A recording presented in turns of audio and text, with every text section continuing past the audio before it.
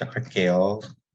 일단 제가 이번 주에 발표할 내용은 어떻게 보면 좀 한 학기 동안 고민했었던 제 연구실 프로젝트이기도 하고요. 이거를 어떻게 약간 좀 머신러닝이나 딥러닝을 사용할까 고민하다가 일단 실험을 한번 했어요. 그래서 그거에 대한 일단 한 학기의 결과이자 좀 피드백 받고 좀 더 진행해 보려고 합니다. 좀 진행했던 연구는 phenotype driven gene prioritization이라고 하는데 이거는 이제 표현형 데이터를 통해서 이 유전자를 예측하는 방법이에요. 그래서 일단 순서는 일단 기본적인 좀 정보, 그다음에 이제 확률 분해 방법, 그다음에 CVA를 사용한 예측 방법, 그다음에 이제 제가 생각한 이제 퓨처 디렉션 이렇게 구성이 되어 있습니다.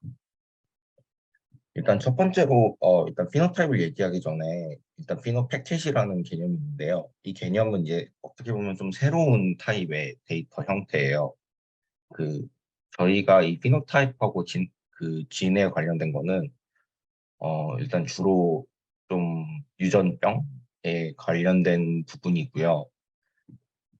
근데 이제 이 환자 데이터가 되게 중요한데 이 환자 데이터를 어떻게 좀 더 스탠다다이즈하고 이걸 어떻게 좀 더 내용을 더 담으면서 좀 실험을 위해서 좀 데이터 포맷으로 지정을 하면 어떨까 이런 데서 시작됐다고 하더라고요. 그래서 이 피노패켓은 비교적 최근 한 2020년쯤부터 이제 좀 시작된 좀 프로젝트고요.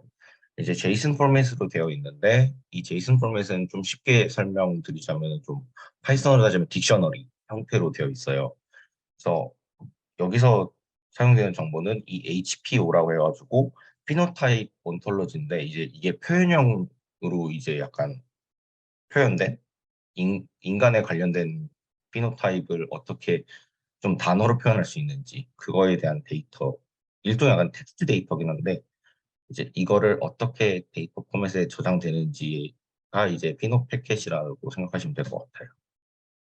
그래서 형태는 이런 식으로 돼 있어요. 이게 환자 데이터인데 예시를 보면은 이제 뭐 메디컬 액션이라고 해가지고 뭐 이런 아이디가 있고 이게 피노타입이고요. 이제 이거는 무엇을 의미하고 언제 찍혔고 이거에 대해서 뭐 트리트먼트는 어떻고 뭐 이런 식인데 이거를 약간 이제 뭐 프로그램 파일에서 열면은 이런 딕셔너리 형태로 좀 여러 복잡한 딕셔너리 구조로 되어 있습니다. 약간 이중 딕셔너리 같은 느낌이에요.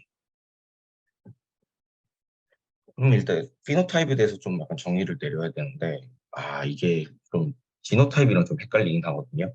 근데 일단 유전자 같은 경우에는 게놈 프로젝트 때문에 지금도 많이 밝혀져 있고 앞으로도 지금 계속 발전되고 있는 추세이긴 한데 이 유전병 같은 경우에는 이 유전자를 검사하는 것 자체가 생각보다 비용도 많이 들고 좀 어렵다고 하더라고요. 일단 특정 유전자에 대해서 이거에 대해서 이게 원인이다 아니다 이거를 판단하는 검사를 하는 건데 일단 저희 유전자가 굉장히 많으니까 이 모든 유전자를 다 검사할 수는 없고 이 유전병에 대해서 원인이 되는 유전자를 좀 찾아가지고 여기에서 이제 검사를 시작하는 거예요. 근데 이러기엔 너무 비용이 많이 들기 때문에 이거를 좀 대체할 수 있는 게 이제 피노타입이라는 게 있습니다.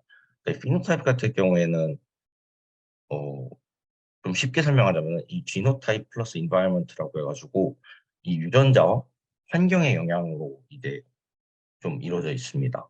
그러다 보니까 유전자를 직접 하지 않더라도 이 피노타입 자체만으로 일단 이 유전자를 좀 예측할 수 있게 하는 이런 추세의 연구가 좀 진행되고 있습니다. 근데 이 이미지만 보면은 좀 잘 와닿지 않으니까 좀 더 쉽게 설명하자면은 유전병에 있어서 피노타입은 어떤 효과 혹은 병이에요. 그래가지고 예를 들자면은 어떤 환자가 기침을 해요.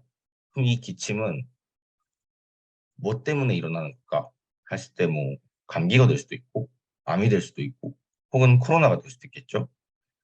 그럼 이 감기가 되는 유전자가 있을 수도 있고 암에 관련된 유전자가 될 수도 있고 코로나에 대한 유전자가 될 수가 있어요. 그래가지고 만약에 증상이 기침이라면은 이게 어떤 유전자의 영향으로부터 오는 것일까? 이것이 일단 저의 연구에 일단 중점된 방향입니다. 그래서 좀 더 피노타입을 설명하자면은 일단 왼쪽에 있는 이미지는 제가 오픈 소스에서 지금까지 받은 그 데이터들이에요. 그래가지고 환자가 있고 유전자가 있고 그다음에 이제 이거에 관련된 피노타입들이 이제 있는 건데 이 피노타입 자체는 구조가 일종의 그래프 형식으로 되어 있어요. 그러다 보니까 좀 가장 부모 쪽에 있는 노드들이 이제 좀 일반적인 느낌이고 아래로 갈수록 그러니까 자식으로 갈수록 좀 더 스페시픽한 병명이 이제 나오게 됩니다. 혹은 이제 증상들이 나타나는 거죠. 그러니까 사실 뭐 저도 이 단어들은 잘 모르긴 하는데요. 그냥 보시면은 organ abnormality가 가장 상위에 있고 가장 하위에 있는 게 atrial septal defect라고 해가지고 이제 좀 더 제너럴한 범위에서 좀 더 깊이 들어가는 구조입니다. 근데 이 다시 이미지를 보시면은 같은 유전자가 원인이긴 하지만 이에 연관된 피노타입들은 다를 수가 있어요. 여기 보시면은 이 두 번째 환자 같은 경우에는 피노타입이 네개나 있는데 그 세 번째 환자 같은 경우에는 같은 유전자임에도 불구하고 이 하나밖에 없어요.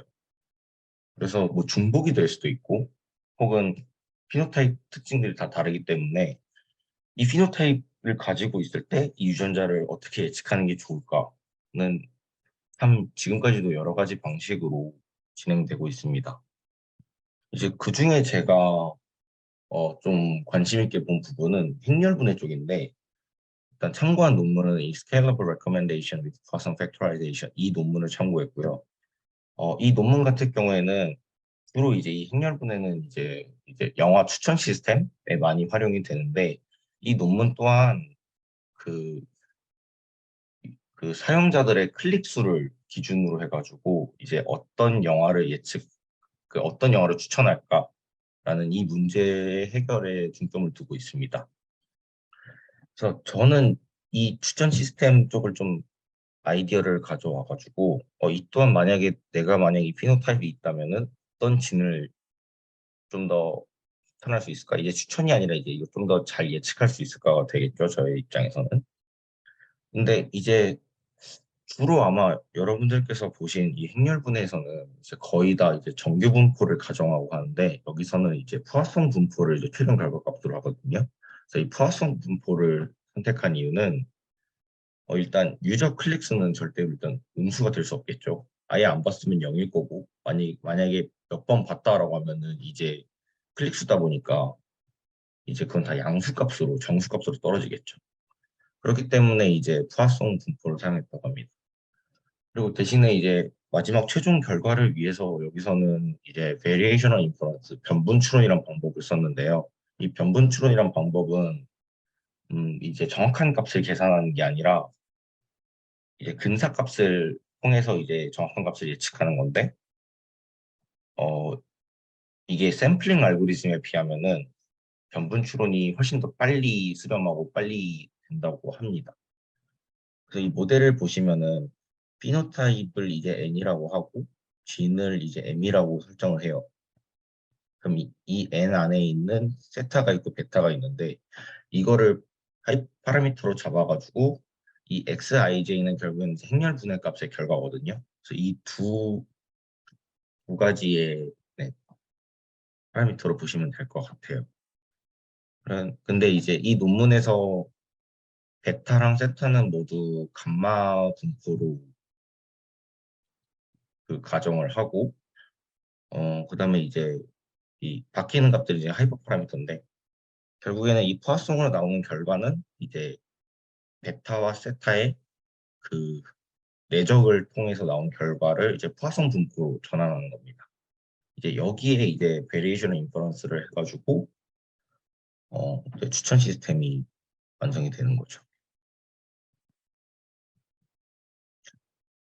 그래서 저는 기본적으로 모델을 어, 두 가지를 생각을 했거든요. 첫 번째는 그냥 피노타입하고 유전자하고의 그 관계였고, 두 번째는 이제 환자랑 피노타입을 통해서 이제 유전자를 예측하는 거예요. 그러니까 좀 더 다시 설명하자면은 왼쪽 같은 경우에는 그냥 피노타입하고 유전자만 가지고 있고요. 여기서는 이제 페이션트와 피노타입을 그러니까 이 환자가 이 피노타입이 있는지 없는지를 이제 바이너리로 만들어가지고 진행을 했습니다.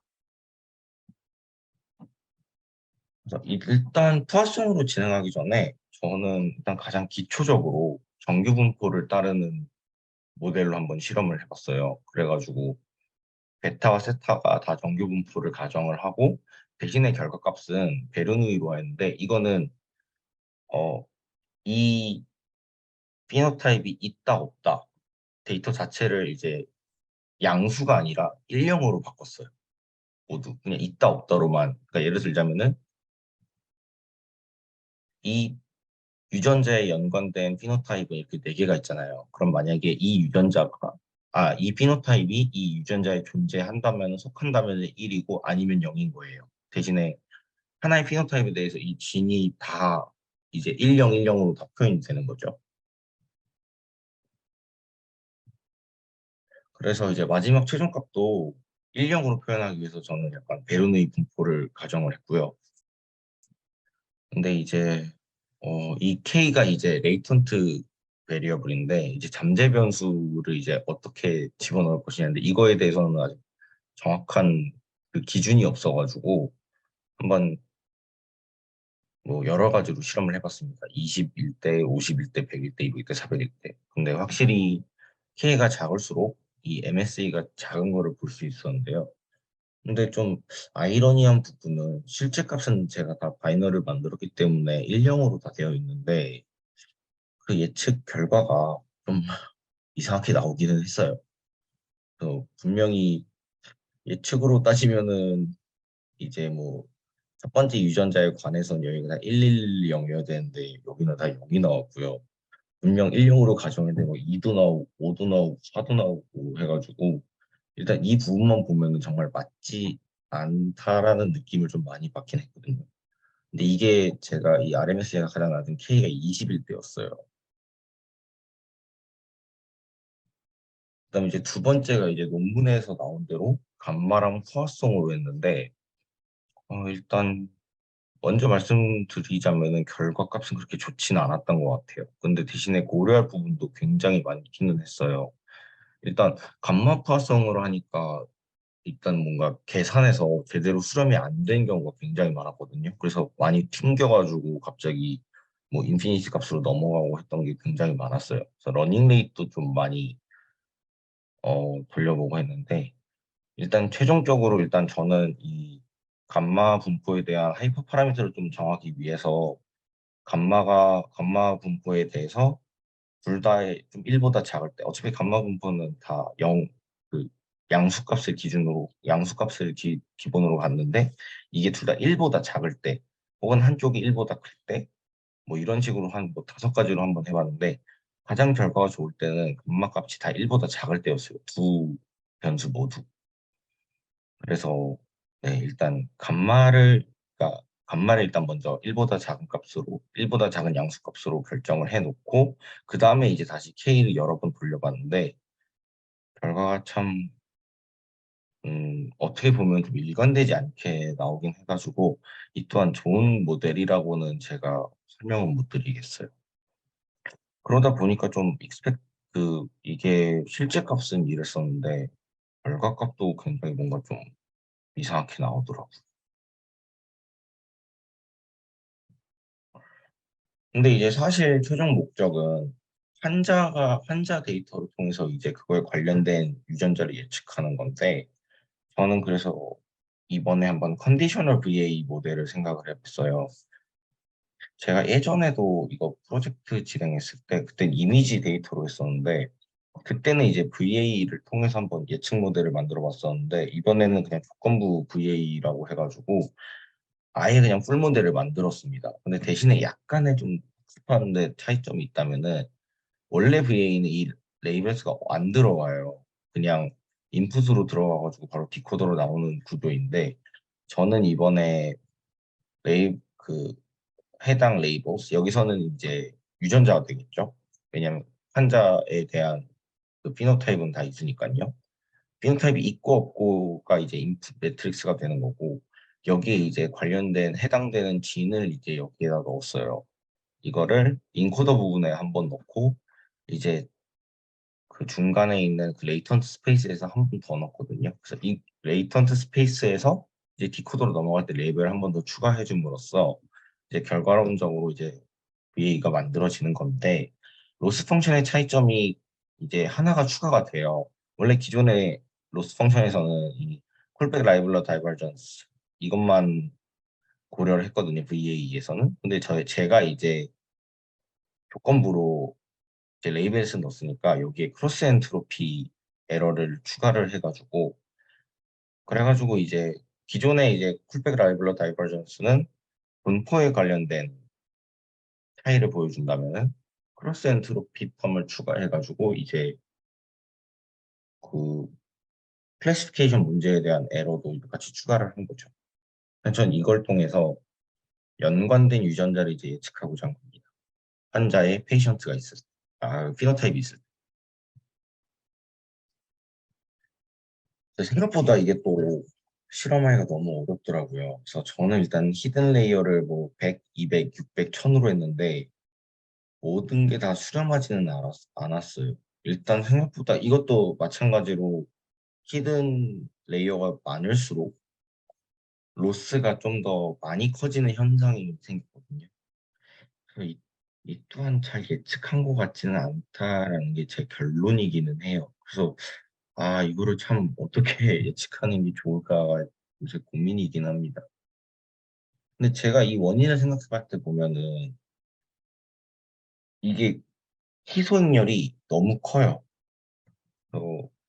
기존의 데이터가 이제 보시면은 이게 4,714개가 있지만 이거를 그 피노타입이랑 진으로 하면은 거의 한 3,723행에 1,700 열, 1,700여 개 정도의 열이 나오고요.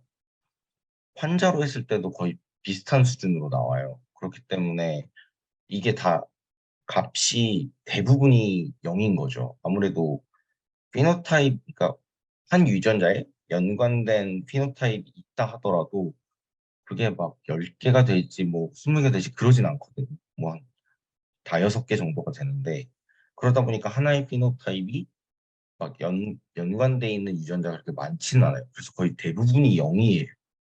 아마 그래서 문제가 좀 발생되지 않았을까. 그래서 이 희소행렬을 어떻게 다루는 게 좋을까가 일단 제 개인적인 의견이고, 두 번째는 아무래도 데이터가 완벽하게 뭐 방대하다고는 할 수 없기 때문에 제가 모은 건 4,714개 정도여서 좀 데이터를 좀 더 모으면 또 좋은 결과를 나타낼 수 있지 않을까도 생각을 해봤고요. 그다음에 세 번째 부분 같은 경우에는 이제 행렬분해에 관련된 건데, 사실 제가 가장 이 포화성 팩토라이제이션 편에서 애를 먹었던 게 초기값을 어떻게 설정할까였어요. 그래서 이거 같은 경우에는 제가 실험할 때 그냥 랜덤으로 주고 있었는데, 그냥 만약에 애초에 시작부터 그 맵 에스티메이션으로 시작을 했으면은 좀 더 잘 수렴하지 않았을까라는 생각을 한번 해보게 됐습니다. 그다음에 CVA 같은 경우에는 제가 레이어 자체를 다 깊게 쌓지는 않았거든요. 거의 인코더 두 개, 디코더 두 개 이렇게 해가지고 어떻게 보면 굉장히 얇은 레이어를 쌓았어요.